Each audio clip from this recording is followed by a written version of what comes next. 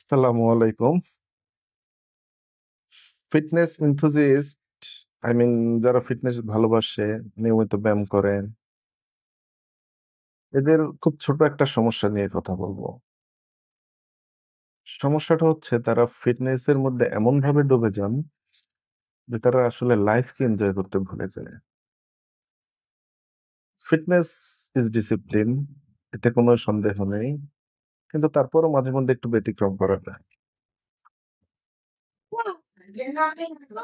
এই যেমন অনেককে দেখা যায় ছাতা মাথায় দিয়ে বৃষ্টির দিনেও হাঁটতে বেরিয়ে গেছে। দরকার ছিল না। আপনি বৃষ্টিটা এনজয় করুন না। এটাও আপনাকে ফিট করবে।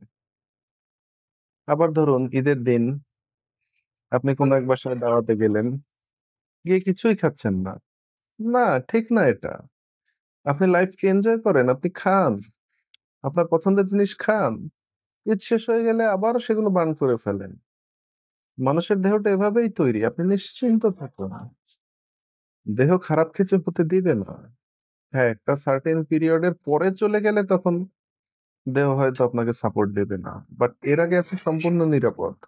যতক্ষণ আপনি ব্যায়াম করছেন, ভালো খাচ্ছেন, ভালো রেস্ট নিচ্ছেন, ভালো ভাবছেন, মনের খোরাক দিচ্ছেন, ততক্ষণ পর্যন্ত আপনি নিশ্চিন্তে থাকতে পারেন। ডিসিপ্লিনের নামে লাইফটাকে নষ্ট করে দেওয়ার কোনো মানে নেই। বরঞ্চ লাইফকে এনজয় করুন। ডিসিপ্লিন ওয়েতে এনজয় করুন। Thank you.